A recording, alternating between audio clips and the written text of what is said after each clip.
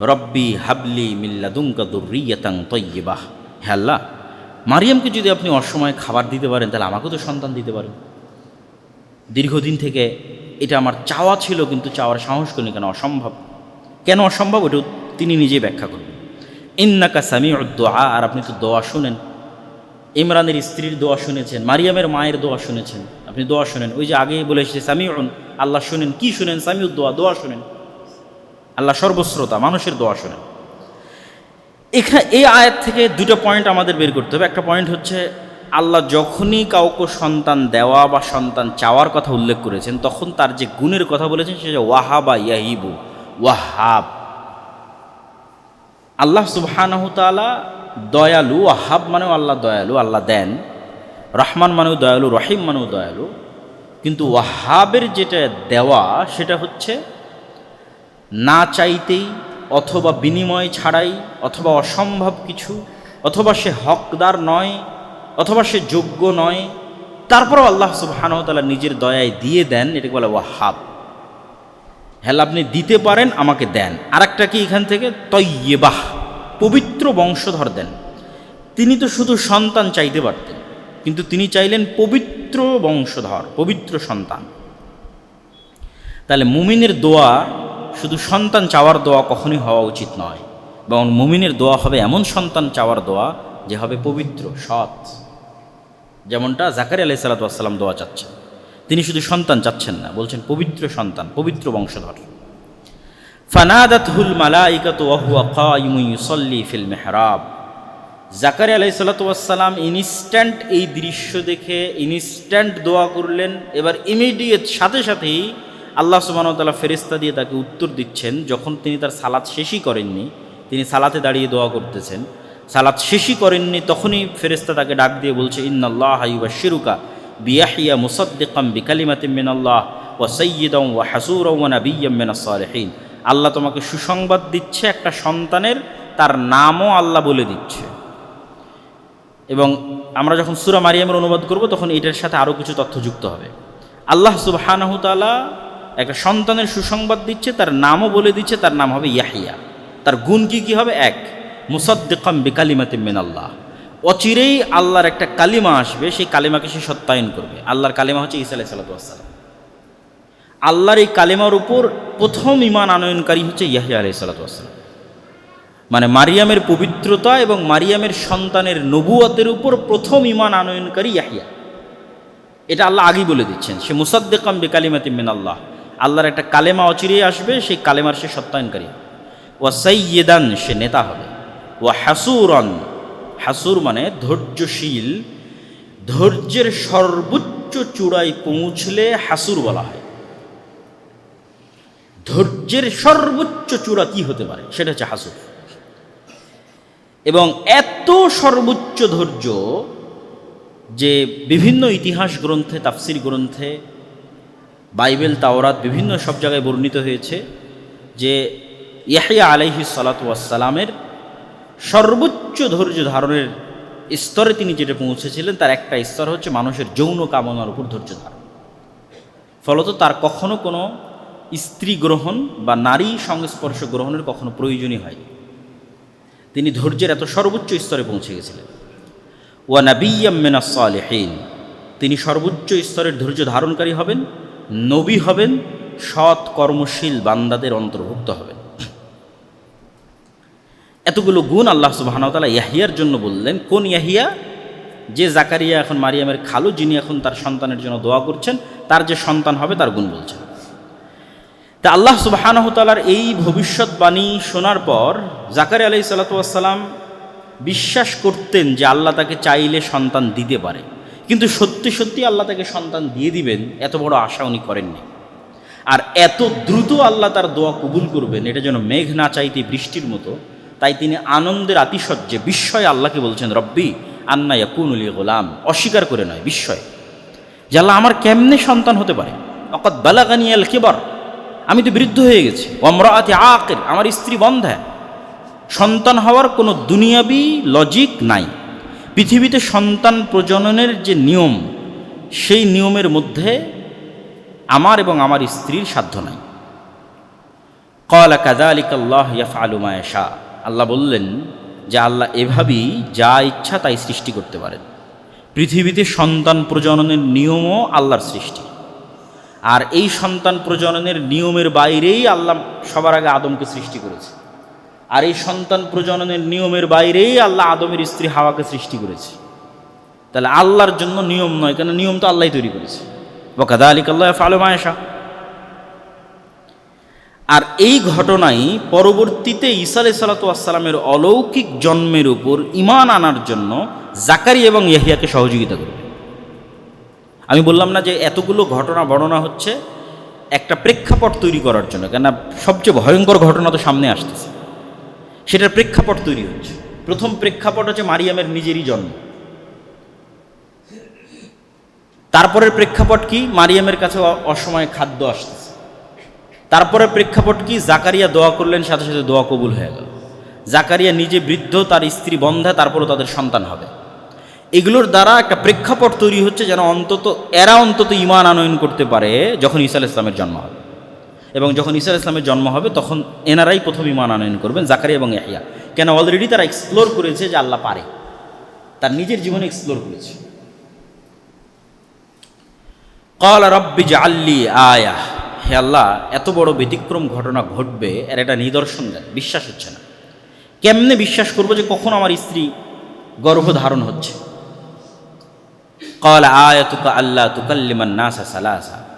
তোমার জন্য নিদর্শন হচ্ছে, চিহ্ন হচ্ছে, টানা 3 দিন তোমার মুখ বন্ধ থাকবে, কোনো কথাই মুখ দিয়ে বের হবে না।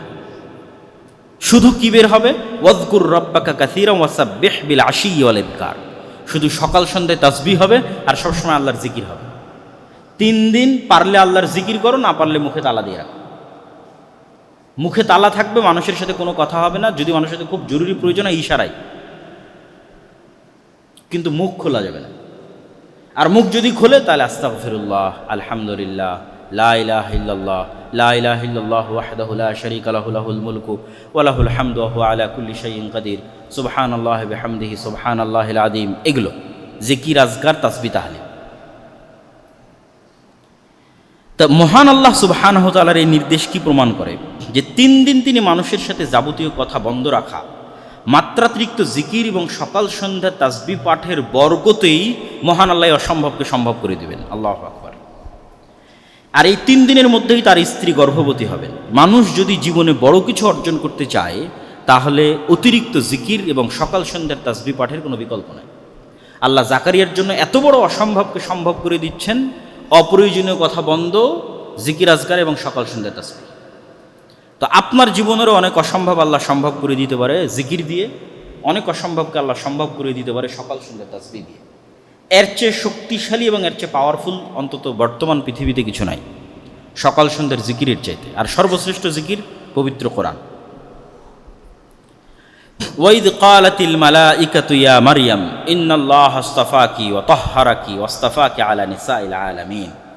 এবার মূল ঘটনার প্রেক্ষাপট তৈরি করা সম্পূর্ণ। এবার আল্লাহ মারিয়ামকে বলছেন ফেরেশতাদের মাধ্যমে, হে মারিয়াম, ইন্নাল্লাহা আসতাফাকি, আল্লাহ তোমাকে বাছাই করেছেন, ওয়া তাহহারাকি, এবং আল্লাহ তোমাকে পবিত্র করেছেন, ওয়াসতাফাকি আলা নিসাইল আলামিন, আর আল্লাহ তোমাকে বাছাই করেছেন সারা পৃথিবীর সকল মহিলার উপর। তো 2 বার বাছাই করার অর্থ কি? ধারাবাহিকভাবে আমি বলে যাচ্ছি। স্মরণ করুন সেই সময়ের কথা যখন ফেরেশতারা বলল, হে মারিয়াম, বাছাই করেছেন, এটা প্রথমবার তার মায়ের মানতের কবুলিয়াতে মসজিদ আকসার খেদমতের জন্য বাছাই করেছেন, যা মূলত তার মায়ের মানতের কবুলিয়াত ছিল। আর তিনি তোমাকে তোমার মায়ের দোয়া অনুযায়ী শয়তানের প্ররোচনা থেকে পবিত্র করেছেন। আর মারিয়াম আলাইহিস সালাতু ওয়াস সালামের সর্বোচ্চ পবিত্রতা কি ছিল? শারীরিকভাবে আল্লাহ তাকে পবিত্র করেছিলেন হায়েজ এবং নিফাস থেকে। তিনি কখনো কোনো দিন হায়েজা হননি এবং তার নেফাস হয়নি সন্তান প্রসবের পর। আর শারীরিক পবিত্রতার সর্বোচ্চ স্তর ছিল আল্লাহ সুবহানাহু ওয়া তাআলা তাকে পুরুষের সংস্পর্শ থেকে চিরদিনের জন্য পবিত্র করেছিলেন।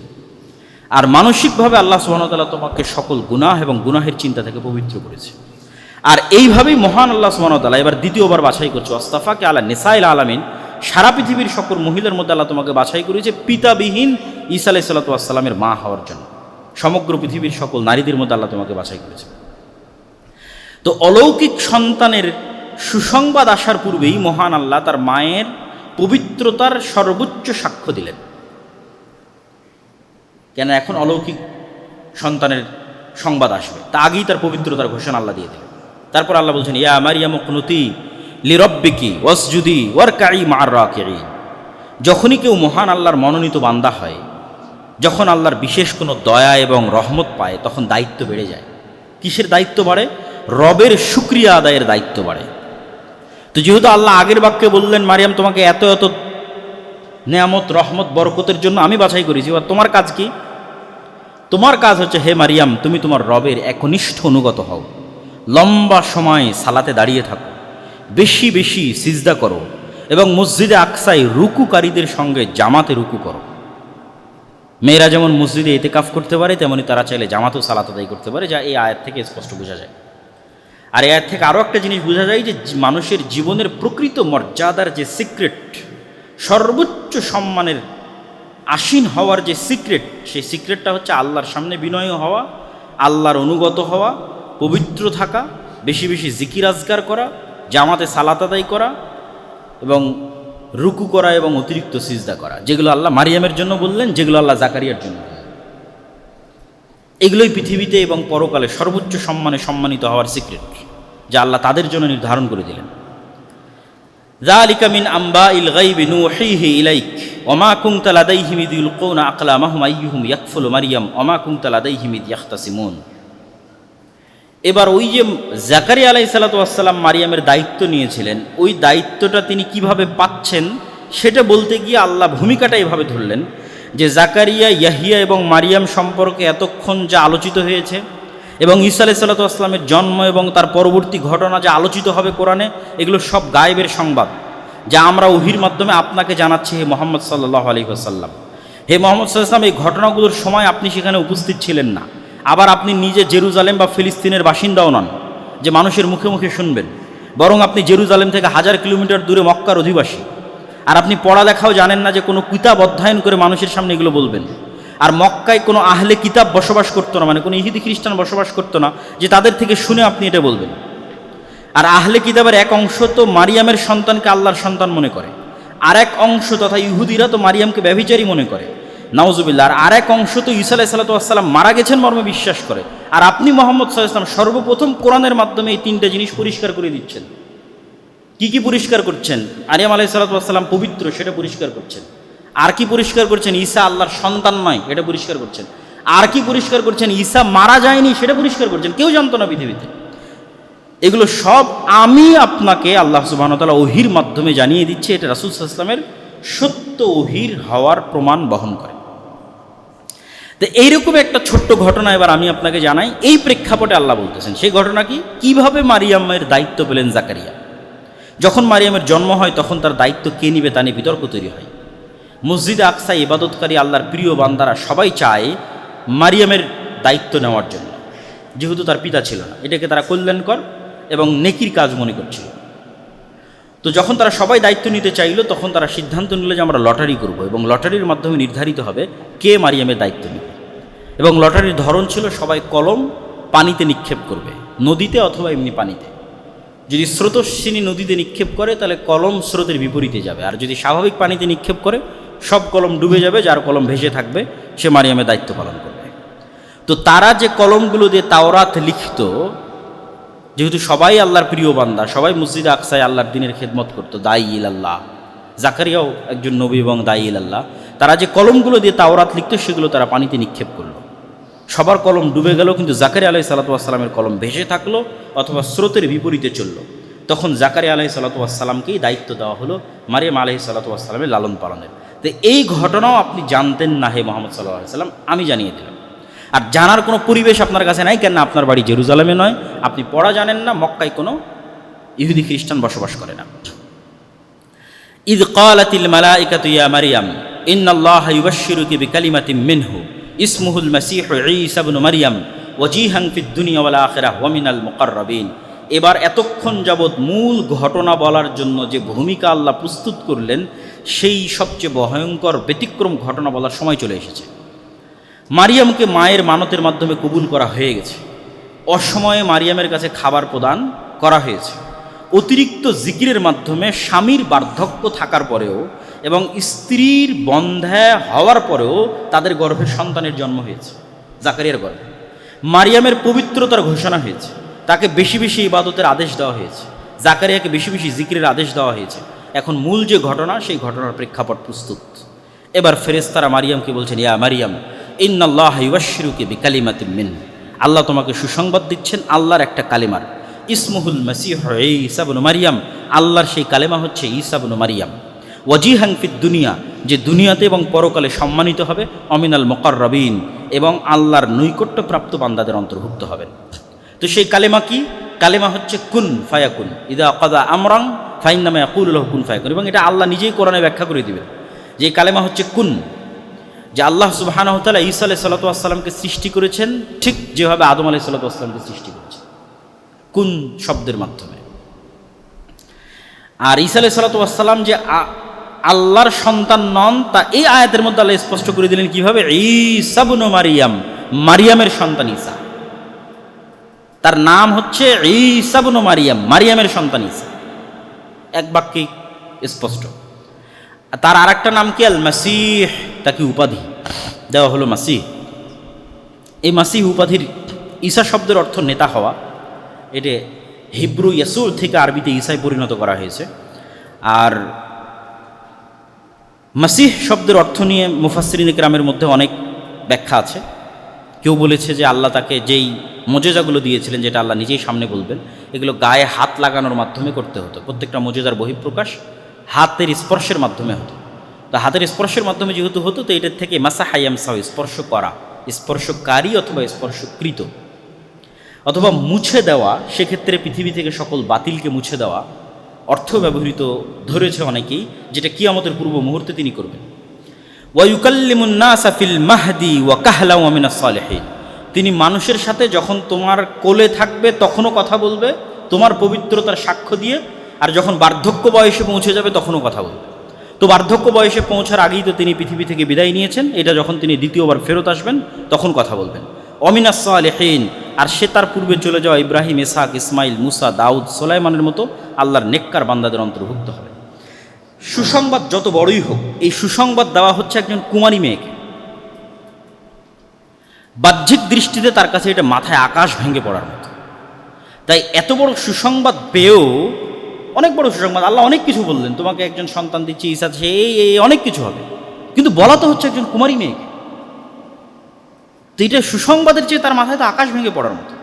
তখন তিনি বিস্ময়ের সাথে বললেন, ক্বালাত রাব্বি আন্না ইয়াকুনু লি ওয়ালাদ, হে আল্লাহ, কীভাবে আমার সন্তান হতে পারে, ওয়ালাম ইয়ামসাসনি বাশার, আমাকে এখন পর্যন্ত কোনো পুরুষ স্পর্শ করেনি। ক্বালা কাযালিকা আল্লাহু ইয়াখলুকু মা ইয়াশা, আল্লাহ এভাবেই যা ইচ্ছা তাই সৃষ্টি করতে পারেন। এবং আল্লাহ সুবহানাহু তাআলা পৃথিবীতে আরও অসংখ্য প্রাণীর মধ্যে পুরুষের সংস্পর্শ ছাড়া সৃষ্টির উদাহরণ রেখে দিয়েছেন। যেমন বর্তমান বিজ্ঞান প্রমাণ করে যে সাপ, টিকটিকি, হাঙ্গর, মাছ এবং বিভিন্ন পোকামাকড়ের অনেক প্রজাতি আছে, এবং উদ্ভিদ জগতেরও এমনও গাছপালা আছে যেগুলো পুরুষের সংস্পর্শ ছাড়াই, পরাগায়ন ছাড়াই নতুন গাছ, নতুন সাপ, নতুন টিকটিকি তাদের জন্ম হয়ে যেতে পারে। এই বিজ্ঞান দ্বারা প্রমাণিত। তো মহান আল্লাহ সুবহানাহু ওয়া তাআলা ইয়াহইয়া আলাইহিস সালামের জন্মের ঘটনায় যেই বাক্য ব্যবহার করেছেন, সেই বাক্যের থেকে একটু পরিবর্তন করে এখানে ব্যবহার করলেন। জাকারিয়া অভিযোগ করল, আল্লাহ কেমনে সন্তান হবে? আল্লাহ বললেন, আল্লাহ যা ইচ্ছা তাই করতে পারে। আর এখানে বললেন, আল্লাহ যা ইচ্ছা তাই সৃষ্টি করতে পারে। কেননা এই সৃষ্টিটা একদম নতুন সৃষ্টি। জাকারিয়ার ক্ষেত্রে তো আইন লঙ্ঘন করা হয়নি, স্বামী স্ত্রীর মাধ্যমেই সন্তানের জন্ম হয়েছে, যতই বার্ধক্য হয়। ফলত এটা সম্পূর্ণ নতুন সৃষ্টি নয়। আল্লাহ ওখানে বলে যে আমি যা ইচ্ছা তাই করতে পারি, এখানে বলে যে আমি সম্পূর্ণ নতুন সৃষ্টি, যেমন আদমকে নতুন সৃষ্টি করেছি, সম্পূর্ণ কুন কালেমার মাধ্যমে, হও এই কালেমার মাধ্যমে। ইদা কদা আমরাং ফাইন্নামা ইয়াকুলু লাহু কুন ফায়াকুন। এবার আল্লাহ নিজেই বলে দিচ্ছেন ওই কালেমাটা কি। আল্লাহ যখনই কোনো কিছু করার, সৃষ্টি করার ইচ্ছা পোষণ করেন, তখন দুনিয়ার যে নিয়ম, এই নিয়মগুলো আল্লাহর নির্ধারিত নিয়ম, আল্লাহ এই নিয়মগুলো সৃষ্টি করেছে। তো এই নিয়মের বাইরে গিয়ে তো আল্লাহ এগুলোকে প্রথম সৃষ্টি করেছে। এখন নয় আমি বীজ প্রথম বপন করতে, তাই বীজ হচ্ছে। প্রথম ধান কিভাবে হয়েছে, কোন বীজ থেকে প্রথম ধান হয়েছে, কোন ডিম থেকে প্রথম মুরগি হয়েছে, ওগুলো সব কুন দিয়ে হয়েছে। তারপরে তো এই নিয়ম আল্লাহ তৈরি করে দিয়েছে যে এর বীজ থেকে এর বীজ, এর বীজ থেকে এর বীজ এভাবে হতে থাকবে। কিন্তু প্রথম যখন মানুষ হয়েছে কিভাবে হয়েছে, কুন। তো ঠিক তেমন ঈসা আলাইহিস সালাম আল্লাহ সুবহানাহু ওয়া তাআলার কুন এই শব্দের ভিত্তিতেই আল্লাহ সুবহানাহু ওয়া তাআলা তাকে সৃষ্টি করেছেন। ইউআল্লিমুহুল কিতাবা ওয়াল হিকমাতা ওয়াত তাওরাত আল ইনজিল, সে শিক্ষা দিবে মানুষকে কিতাব, হিকমত, তাওরাত এবং ইনজিল, তথা সে নবী হবে। এবং সে শুধু নবী নয়, সে রাসূলও হবে। ও রাসূলান ইলা বানি ইসরাইল, সে বানি ইসরাইলের জন্য রাসূল হবে। এবং সে মানুষকে ডাক দিয়ে বলবে, হে মানুষ শোনো, আল্লাহ আমাকে কি কি মোজেজা দিয়েছে। ইন্নী আখলুকু লাকুম মিনাত তিন কাহাইয়াতিত তয়রি, সে একটা মাটির খণ্ড নেবে। এগুলো সব সুসংবাদ ঈসা আলাইহিস সালামের জন্মের আগেই মারিয়ামকে বলা হচ্ছে যে ঈসা এগুলো করবে। সে মানুষকে ডাক দিয়ে বলবে যে এই যে আমি মাটির স্তর হাতে নিলাম এবং এখানে আমি ফু দিব, এই মাটি এখান থেকে পাখি হয়ে আকাশে উড়ে যাবে। ওয়াউবরিউল আকমাহা ওয়াল আবরাস, যে জন্মগত অন্ধ তার চোখে আমি এভাবে বিসমিল্লাহ বলে হাত দিব, বিইজনিল্লাহ, আল্লাহর অনুমতিতে ওর অন্ধত্ব ভালো হয়ে যাবে। যে কুষ্ঠরোগে আক্রান্ত আমি তার শরীরে হাত দিব বিসমিল্লাহ বলে, ভালো হয়ে যাবে। ওহিল মাউতা বিইজনিল্লাহ, সবচেয়ে আশ্চর্য হচ্ছে আমি একদম মৃত মানুষকেও জীবিত করতে পারবো, ঈসা আলাইহিস সালাম বলবেন এবং তিনি বাস্তবে করেছেন। তো মৃত মানুষকে তিনি বিসমিল্লাহ বলে জীবিত করবেন। ও উনাব্বিউকুম বিমা তাকুলুনা ফি বুয়ুতিকুম ওয়া মা তাদাখিরুন, আর কে আজকে কি খেয়েছে বাড়িতে আর কার বাড়িতে কি আছে সব বলে দিতে পারবে। এবং এই পয়েন্টেই মূলত ঈসা আলাইহিস সালামের সাথে তার অনুসারীরা ঠাট্টা করত। এই পয়েন্টটাতে যখন মুসা আলাইহিস সালাম এগুলো সব মোজেজা দেখালেন, তো মোজেজা দেখে মানুষের অন্তর নরম হয়ে ঈমান আনার কথা। কিন্তু বানু ইসরাঈলের ক্ষেত্রে যেটা বারবার ঘটেছে, বড় বড় মোজেজা দেখেও তাদের অন্তর নরম হয়। তো ঈসা আলাইহিস সালামের সাথে তারা এটা ঠাট্টা করতো। বারবার বলেন তো আজকে আমি কী খেয়ে এসেছি, বলেন তো আজকে কি এখনই আমি কী খেয়ে আসলাম, আজকে বলেন দেখে আমার বাড়িতে কী আছে। তো বারবার এই প্রশ্নের মাধ্যমে ঈসা আলাইহিস সালামকে মূলত ঠাট্টা করা হতো। কিন্তু তিনি বলতে পারতেন, কিন্তু এটা বলতে পারাটা তো মূল উদ্দেশ্য নয়। মূল উদ্দেশ্য তোমরা আমাকে নবী হিসেবে মানো এবং আল্লাহর আনুগত্য করো। কিন্তু ওইটার জন্য বারবার এসে বলতে থাকা, এটাই হচ্ছে নবীকে অস্বীকার করার শুরু। ও মুসাদ্দিকাল লিমা বাইনা ইয়াদাইয়া মিনাত তাওরাতি ওয়া লিউহিল্লা লাকুম বা'দাল্লাযী হুররিমা আলাইকুম ওয়া জি'তুকুম বিআয়াতিন মির রাব্বিকুম ফাত্তাকুল্লাহা ওয়া আতিউন, আর আমি নতুন কোনো দাওয়াত নিয়ে আসিনি। মূসা আলাইহিস সালাম যে দাওয়াত দিয়ে গেছে তাওরাতের মাধ্যমে, ওইটারই সত্যায়ন করতে এসেছি। একই কথা মুহাম্মদ সাল্লাল্লাহু আলাইহি ওয়াসাল্লাম বলেছে, আমি নতুন কোনো দাওয়াত নিয়ে আসিনি। তোমাদের কাছে ঈসা আলাইহিস সালাম যে দাওয়াত দিয়ে গেছে ইনজিলে, মূসা যে দাওয়াত দিয়ে গেছে তাওরাতে, ওটাই নিয়ে এসেছে। এটা ঈসা আলাইহিস সালাম বলতেছে যে আমি নতুন কোনো দাওয়াত নিয়ে আসিনি, তাওরাতে যেটা আছে ওটাই। ওয়া লিউহিল্লা লাকুম বা'দাল্লাযী হুররিমা আলাইকুম, তবে তোমাদের আমলের কারণে আল্লাহ কিছু কিছু জিনিস তোমাদের উপর হারাম করে দিয়েছিলেন। ওই জিনিসগুলো আসলে হারাম হওয়ার যোগ্য নয় বা আল্লাহর বিধানে হারাম নয়, কিন্তু তোমাদের কারণে স্পেশালি হারাম করা হয়েছে। ওগুলো আমি কিছু কিছু তোমাদের জন্য হালাল করে দিই, যেমন উটের গোস্ত, চর্বি, এগুলো বানু ইসরাঈলের জন্য শাস্তিস্বরূপ হারাম ছিল। ইন্না রব্বি ওয়া রাব্বুকুম ফা'বুদু হাদা সিরাতুম মুস্তাকিম, এটাও ঈসা আলাইহিস সালামের কথা। আমি আর তোমরা তোমাদের সবার প্রতিপালক আল্লাহ, অতএব ইবাদত হবে আল্লাহ। এটা কেন বলা হচ্ছে? এত এত মুজিজা থাকার পরও ঈসা আলাইহিস সালাম কি ইবাদতের যোগ্য? অলৌকিক জন্ম থেকে শুরু, মায়ের কোলে কথা বললেন, অলৌকিকভাবে জন্ম নিলেন, তার মায়ের কাছে অলৌকিকভাবে খাবার আসতো, জীবিতকে মৃত করলেন, মাটি থেকে উড়ন্ত পাখি তৈরি করলেন, সবার অসুস্থতা ভালো করে দিলেন, পুরো জীবনটাই অলৌকিকতায় ভরপুর।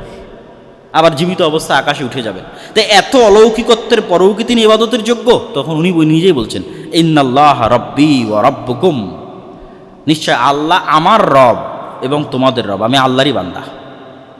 অতএব তোমরা আমার নয়, আল্লাহরই ইবাদত করো।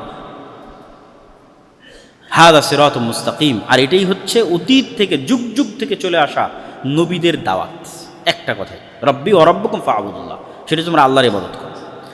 ফালাম্মা হাসসা ঈসা মিনহুমুল কুফরা ক্বালা মান আনসারি ইলাল্লাহ, এই যে বললাম যে তিনি এতগুলো মুজিজা দেখালেন, তো এই মুজিজা অন্যগুলো তো মোটামুটি মানুষের কাজে লাগে, কিন্তু ওই যে একটা মুজিজা যেটা মানুষ অপব্যবহার করা শুরু করলো, বলেন দেখি এখন কি খেয়ে আসলাম, বলেন দেখি আজকে আমার বাড়িতে কি আছে, এই আচরণে ঈসা আলাইহিস সালাম কষ্ট পেলেন এবং তিনি বুঝতে পারলেন যে মানুষ তার উপর ঈমান আনবে না, বরং কুফরি করবে, তাকে অস্বীকার করবে। তখন তিনি বললেন, একে তো মানুষ তার মাকে অপবাদ দিচ্ছে, ওই একটা অপবাদের বোঝা তো তার ব্রেনে মেন্টালি প্রেশার হিসেবে আছেই, বাকি এত মুজিজা দেখার পরও মানুষ তার উপর ঈমান আনতেছে না। মান আনসারি ইলাল্লাহ, হে আমার জাতি, বলো তোমাদের মধ্যে কে খালেসভাবে আমার সহযোগিতা করবে আল্লাহর সন্তুষ্টির জন্য।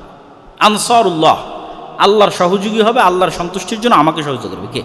ক্বাল আল হাওয়ারিয়ুনা, হাওয়ারিরা বলল যারা সাদা রঙের অধিকারী।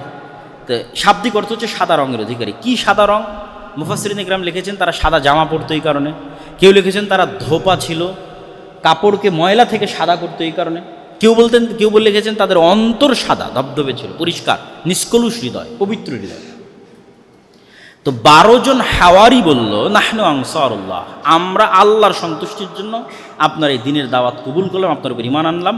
ওয়াশহাদ বিআন্না মুসলিমুন, যদিও প্রথম ঈমান এনেছে জাকারিয়া আলাইহিস সালাতু ওয়াস সালাম, প্রথম ঈমান এনেছে ইয়াহইয়া আলাইহিস সালাতু ওয়াস সালাম, এবং ইয়াহইয়া এবং ঈসা আলাইহিস সালাতু ওয়াস সালাম তারা একই সাথেই তৎকালীন পৃথিবীতে দাওয়াতি কাজ করতেন, 3-4 বছরের ছোট বড়। ইয়াহইয়া আলাইহিস সালাতু ওয়াস সালাম 3-4 বছরের বড়, আর ঈসা আলাইহিস সালাতু ওয়াস সালাম 3-4 বছরের ছোট।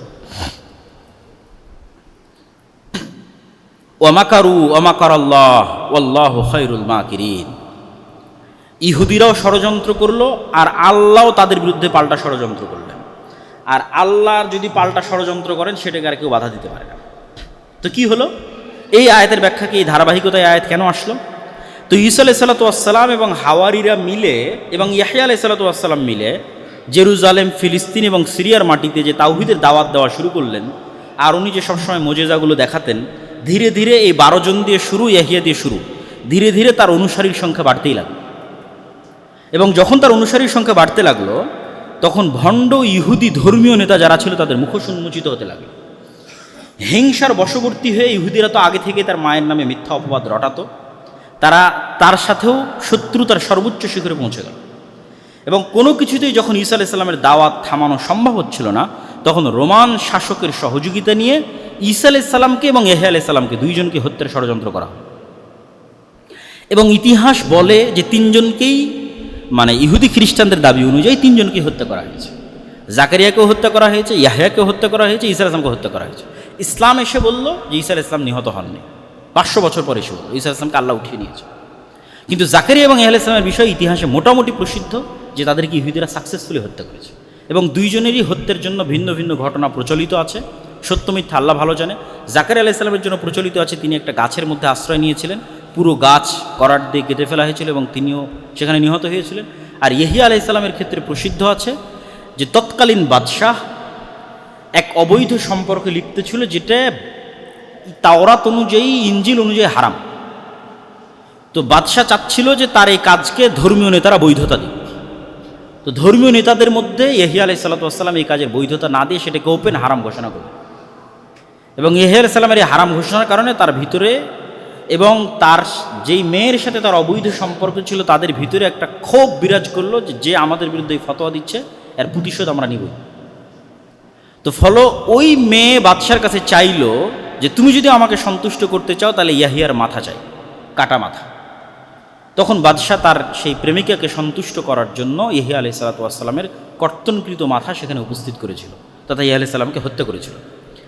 তো তাদের ষড়যন্ত্র কোথায় গিয়ে সফল হয়নি? ঈসা আলাইহিস সালাতু ওয়াস সালামের ক্ষেত্রে গিয়ে সফল হয়নি, যেটা আল্লাহ বলছে যে তারা ঈসা আলাইহিস সালাতু ওয়াস সালামকে হত্যার ষড়যন্ত্র করলো। কিন্তু আল্লাহ সুবহানাহু ওয়া তাআলা কি করলেন? আল্লাহ পরের আয়াতে বলছেন, ইয ক্বালাল্লাহু ইয়া ঈসা ইন্নী মুতাওয়াফফিকা ওয়া রাফিউকা ইলাইয়া ওয়া মুতাহহিরুকা মিনাল্লাযীনা কাফারু। ঈসা, আমি তোমাকে ঘুমের মধ্যে ঘুমন্ত অবস্থায় আসমানে উঠিয়ে নেব, রাফিউকা ইলাইয়া, আমার কাছে উঠিয়ে নেব, ওয়া মুতাহহিরুকা, আর তোমাকে আমি পবিত্র করব যা যা অপবাদ তোমার মায়ের নামে দেওয়া হয়েছে আর মানুষ তোমাকে যা অপবাদ দিয়েছে এগুলো সব কিছু থেকে তোমাকে পবিত্র করে দেব। ওয়া জাইলুল লাযীনা ইত্তাবাউকা ফাওকাল লাযীনা কাফারু ইলা ইয়াউমিল কিয়ামা, আর যারা সত্যিকারভাবে তোমার যে দাওয়াত, তাওহীদের দাওয়াত, এই সত্যিকারভাবে যারা এই দাওয়াতের অনুসরণ করবে, তুমি যে আল্লাহর সন্তান নও বরং আল্লাহর বান্দা এবং আল্লাহর নবী, এটাকে স্বীকার করবে, এবং তোমার মা যে পবিত্র এটাকে স্বীকার করবে, তাদেরকে আমি পৃথিবীতে বিজয়ী রাখবো। সুম্মা ইলাইয়া মারজিউকুম, আর একদিন সবাইকে আমার কাছে ফিরে আসতে হবে। ফাআম্মাল্লাযীনা কাফারু ফাউআযযিবুহুম আযাবান শাদীদা। আচ্ছা, এরপরের 2-3 আয়াত গ্যাপ দিয়ে আল্লাহ সুবহানাহু ওয়া তাআলা বলছেন, ইন্না মাসালা ঈসা ইনদাল্লাহ কামাসালি আদম খালাকাহু মিন তুরাবিন সুম্মা ক্বালা লাহু কুন ফায়াকুন। যে কথা আমি আগে বলে এসেছি ওই কথাই আল্লাহ সুবহানাহু ওয়া তাআলা এখানে আরও স্পষ্ট করে বললেন যে দেখো, তোমাদের কাছে ঈসার সৃষ্টি অনেক আশ্চর্যের মতো মনে হতে পারে, কিন্তু ইন্না মাসালা ঈসা ইনদাল্লাহ, আল্লাহর নিকটে ঈসার সৃষ্টি তো আদমের সৃষ্টির চেয়ে বেশি কিছু নয়। ইন্না মাসালা ঈসা ইনদাল্লাহ কামাসালি আদম, আদমকে আল্লাহ যেমন সৃষ্টি করেছে বরং তার চেয়ে কম। আদমকে তো বাপ মা ছাড়াই সৃষ্টি করেছে, আর ঈসাকে তো অন্তত মা ছিল, তাহলে তার চেয়ে কম। খালাকাহু মিন তুরাব, আদমকে সরাসরি মাটি থেকে সৃষ্টি করেছে, কোনো বাপ নাই মা নাই কিচ্ছু নেই। কী দিয়ে সৃষ্টি করেছে? কুন ফায়াকুন, হাও হয়ে যাও, এটা দিয়ে সৃষ্টি করেছে। তাহলে তোমাদের কাছে আশ্চর্য মনে হতে পারে, কিন্তু আল্লাহ সুবহানাহু ওয়া তাআলার কাছে আশ্চর্য নয়। আর এটাই আল হাক্কু মির রাব্বিকা ফালা তাকুম মিনাল মুমতারিন। আর এই যে আমি বলছি যে ঈসা আল্লাহর সন্তান নন, বরং ঈসা আলাইহিস সালাতু ওয়াস সালাম ওই রকমই যেমন আল্লাহ আদমকে সৃষ্টি করেছেন, এটাই সত্য। এটা নিয়ে যেন হে মুহাম্মদ সাল্লাল্লাহু আলাইহি ওয়াসাল্লাম আপনার অন্তরেও সন্দেহ না থাকে, এটা সরাসরি মুহাম্মদ সাল্লাল্লাহু আলাইহি ওয়াসাল্লামকে বলা হচ্ছে।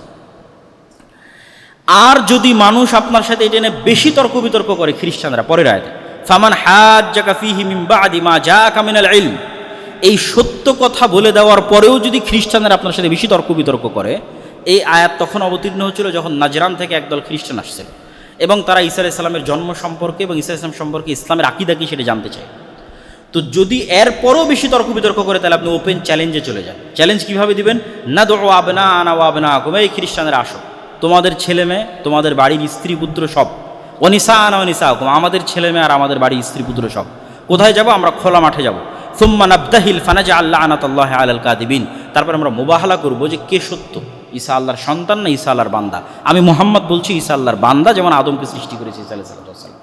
আর তোমরা যদি বলো ঈসা আল্লাহর সন্তান, তাহলে চলো আল্লাহর অভিশাপ মিথ্যুকদের উপর বর্ষিত।